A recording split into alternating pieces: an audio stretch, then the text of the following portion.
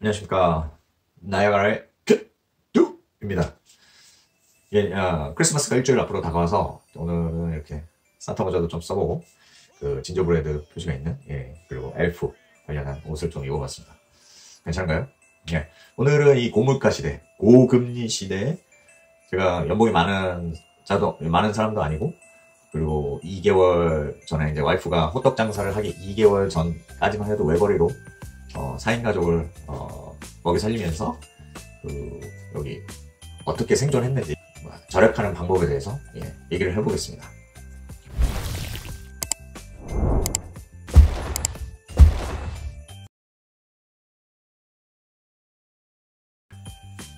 그거 아시나요? 여기 제가 한국에서는 뭐 운전을 많이 안 했는데, 주로 대중교통을 이용해서 운전을 많이 안 했는데, 여기서는 뭐 이제 출퇴근하기 위해서는 차가 없으면 안 되는 관계로 매일 운전을 하고 있습니다. 근데 제가 이제 운전하면서 알게 된 게, 이 주유소의 기름값이 아침하고 오후하고 저녁때가 다르다는 거, 그거 알고 계셨나요? 이게 캐나다만 그런 건지 아니면 한국도 그런 건지 모르겠는데, 한국도 그런 건지 한번 확인해 보시기 바랍니다. 제가 있는 동네 여기 나야가라는 아침에 기름값이 제일 비싸고요. 아무래도 이제 사람들 출근할 때 이제 넣어야 되는 상황이 있다 보니까 아무래도 더 비싼 것 같고, 저녁 때가 더 쌉니다. 심지어는 리터당 200원 정도 차이 나는 경우도 제가 봤어요. 같은 날에. 그래서 같은 주유소에서요. 그리고 뭐 주유소도 이제 더 어디는 좀 비싸고 어디는 더 싸고, 그러니까 그런 데를 찾아가야면 아무래도 더 저렴하게 주유를 할 수 있겠죠. 가장 싼 시간대가 밤 9시에서 10시 사이, 이때가 제일 싸더라고요. 근데 11시가 넘어가면 그게 다시 그 다음날 가격으로 되기 때문에 그 전에 주유를 하시는 걸 추천드리고, 밤 9시에서 10시 사이, 그때. 그리고 또 하나, 운전 습관입니다. 운전을 이제 브레이크를 많이 밟는다던가 페달을 많이 밟으면 그만큼 기름을 많이 먹게 되어 있습니다. 차가 가속 페달을 밟으면 아무래도 이제 연료 주입구에서 연료를 분사해줘야 되는 그 시스템이기 때문에, 페달을 밟으면 밟을수록 기름을 더 많이 소모하게 됩니다. 그래서 가급적이면 가속 페달을 안 밟는 쪽으로, 그러니까 예를 들면 뭐 신호등이 있는데 빨간색이 들어올 것 같다? 그러면은 가속 페달을 밟는 게 아니라 천천히 가는 거죠. 페달을 밟지 않고. 그러다가 이제 이게 가속 페달을 밟지 않으면 이게 자연스럽게 서행을 하거든요. 슬슬 속도가 주니까 그렇게 하면서 자연스럽게 정차할 수 있게끔 뭐 그런 거 하다 이렇게 따져보면. 그리고 또 하나 더, 이제 속도를 내야 할 때도 급하게 내는 게 급가속이 아니라 선선히 가속을 내다 보면 기름을 덜 먹게 돼 있습니다. 이런 것도 저같이 이제 운전을 매일 하는 사람한테는 가스를 아낄 수 있는 되게 유용한 방법이었고요. 그렇게 절약하는 운전 습관을 들이고, 기름이 쌀 때 저녁에 기름을 넣으니까 지난달 기준으로 봤을 때 200불을 썼더라고요. 20만 원을 연료비로 썼고, 제 와이프랑 둘이 이제 차가 2대인데, 보통 한 달 기준으로 보통 하루에 한 65km 달린다고 치면은 한 달 전체로 봤을 때 한 2000km 됩니다. 그렇게 따지면 제가 1불에, 그러니까 1000원 정도를 가지고 10km를 달렸다고 볼 수 있네요. 그렇게 절약을 했었고요.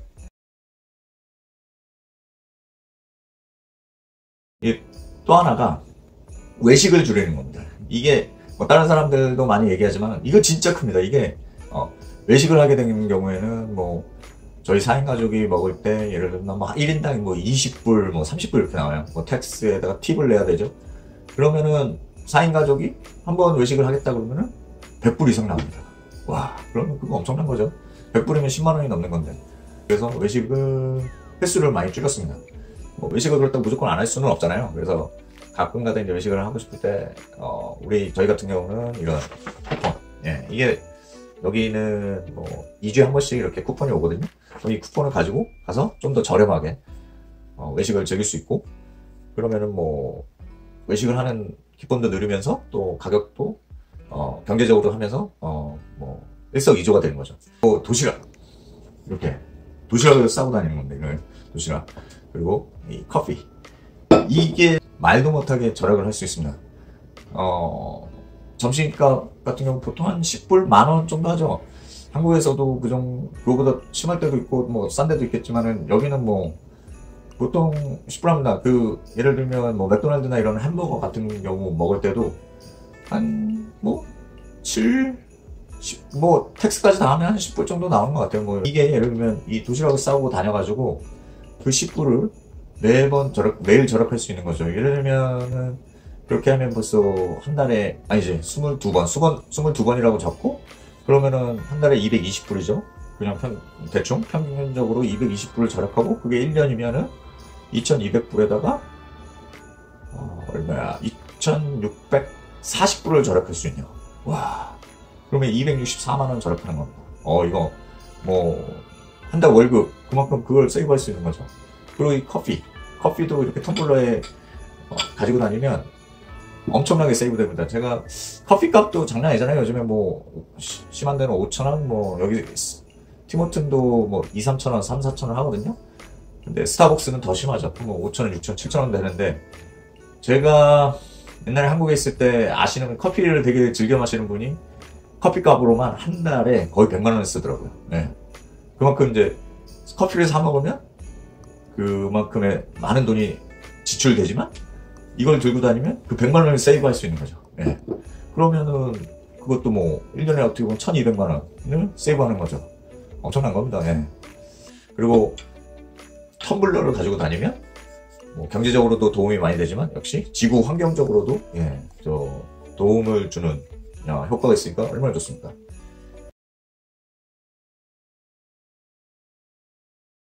지금 이제 지구 온난화라서 난방을 예전보다는 덜 하는 게 이제 좋은 거라고 해야 될지 모르겠지만, 하여튼 난방비를, 근데 추운데 난방을 안 킬 수는 없잖아요. 그래서 저 같은 경우는 어떻게 하냐면, 난방비도 세이브하면서 추위도 덜 타게 할 수 있는 게, 저녁 때 난방에 필요한, 그러니까 온 가족이 따뜻하게 느낄 수 있게끔 파네스를 이제 틉니다. 설정 온도를 좀 높게 맞춰가지고, 그런 다음에 그게 이제 자기 전까지 그렇게 유지합니다. 근데 그 퍼너스를 틀 때, 그러니까 한국에서는 보일러겠죠? 보일러를 틀 때 히터를 같이 켜줍니다. 히터를 같이 켜주면, 지금 사진에서 보시는 바와 같이 히터를 같이 켜주면 그만큼 난방되는 효과가 극대화되고, 그리고 가스비는 절약할 수 있고요.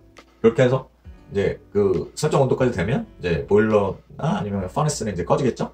알아서 자동으로 꺼질 테고, 그러고 나서는 이제 그걸 유지합니다. 자기 전까지 그 온도를 유지하고, 이제 자러 들어갔을 때는 그 온도를 낮춥니다. 왜냐면 자고 있을 때는 그만큼 추위를 덜 타거든요. 그래서 설정 온도를 낮춰놓으면 그만큼 이제 보일러가 켜지지 않게 되겠죠. 그러면은 그만큼 가스를 세이브할 수 있는 거고, 그리고 저희 같은 경우는 20에서 20.5도 정도 해놓고, 그 다음에 그걸 쭉 유지한 다음에 자기 전에 온도를 낮추게끔 설정하는 그 방법을 쓰고 있는데, 작년에는 그거와 다르게 그냥 제가 이걸 또 테스트를 해봤다는 거 아니겠습니까? 온도를 항상 낮게 유지하고, 뭐 17.5, 18도 이렇게 되게 추웠어요. 낮게 유지하면서 가끔 춥다고 하면 조금씩 올리는, 뭐 19도 뭐 이 정도 올려가지고 그냥 이렇게 유지하게 했는데, 그 방법은 의외로 생각보다 절약이 덜 되더라고요. 예, 서로 비교했을 때 한꺼번에 쫙 올리고 그걸 유지하고 잘 때 쭉 내추는 게 더 저렴한 거니까, 그렇게 제가 테스트를 해봤고 그렇게 경험을 해봤기 때문에 여러분들에게 그 방법을 추천하는 겁니다. 예. 저녁 전에, 낮에는 이렇게 가디건 같은 이제 겉옷을 하나 더 입고 있으면 이제 추위를 느낄 필요가 없게 됩니다. 예. 그렇게 해서 난방비도 세이브할 수 있고요. 그거 아시나요? 또 그 대기전력이라고 해서, 우리 가전제품을 쓰지도 않는데 콘센트를 꽂아놓으면 그 대기전력이 우리가 쓰는 전기 한 30% 정도 쓸데없이 소모가 되는 거 아시나요? 그래서 저는 보시다시피 콘센트를 주로 이제 빼놓거나, 아니면 이제 좀 뭐 그냥 조금 더 편리함을 추구하기 위해서 이렇게, 한국에서 멀티탭이라고 하죠. 이런 거를 구입해서 이렇게 지금 뭐 TV를 안 보거나 아니면 가전제품을 사용하지 않을 때 이렇게 꺼놓습니다. 그렇게 해서 대기전력을 차단하고 그만큼 전기를 세이브하는 거죠. 저 같은 경우는 지난 영상에서도 올렸지만, 한때 저소득 레벨에 있었던 경우가 있어서, 그때 당시 신청한 전기 할인 제도를 그 혜택을 받아가지고 지금은 그 혜택 받은 거에 또 추가로 제가 이제 방금 말씀드렸네요. 전기를 아껴 쓰기 때문에 뭐 한 달에 30불? 30불대 정도밖에 내지 않습니다. 예. 그렇게 해서 전기를 또 절약하면서 살아가고 있고요.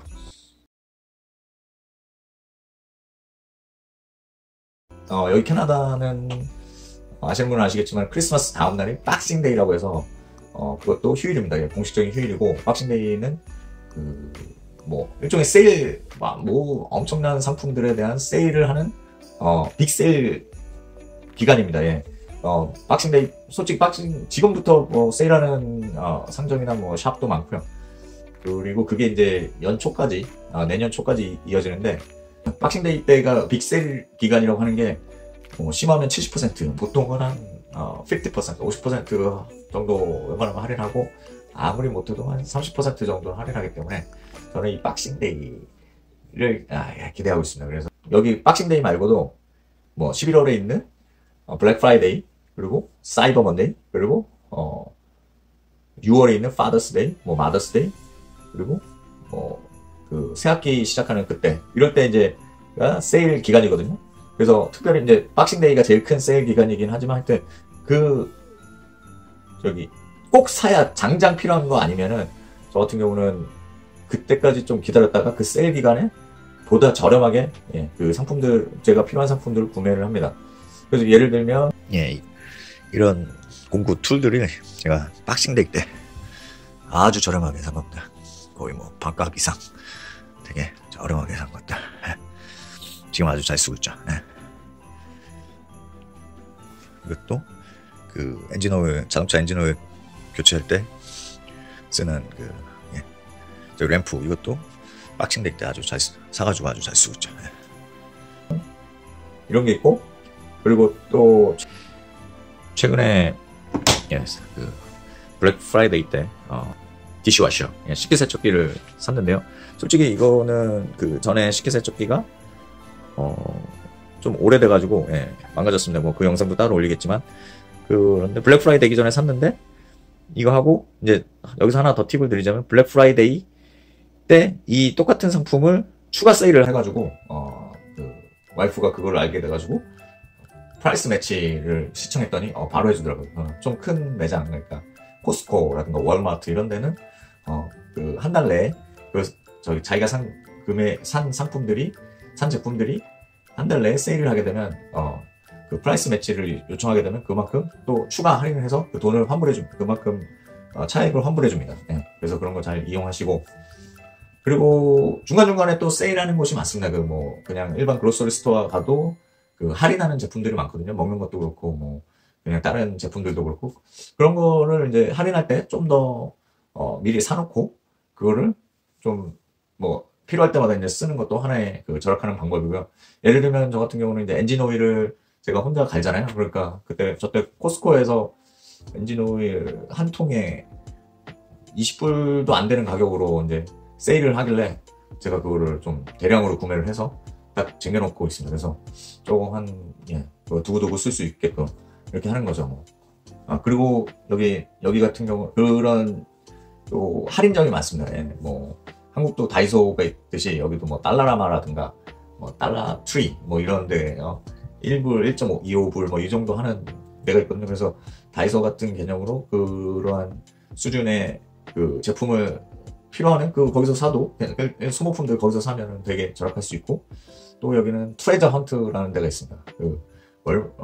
월마트의 재고품, 남은 재고품들을 글로 몰아놓고, 꼭 월마트는 아니더라도 이제 주로 월마트 제품들이 이제 글로 가서 거기에 보면 이제 좋은 제품들, 그래서 헌팅하는 그 보물 헌팅하는 개념으로 하기 때문에 얘네가 이제 샵 이름을 트레저 헌트라고 했는데, 하여튼 그런 데 가서 또 좀 저렴한 가격에 좋은 제품을 살 수도 있고요.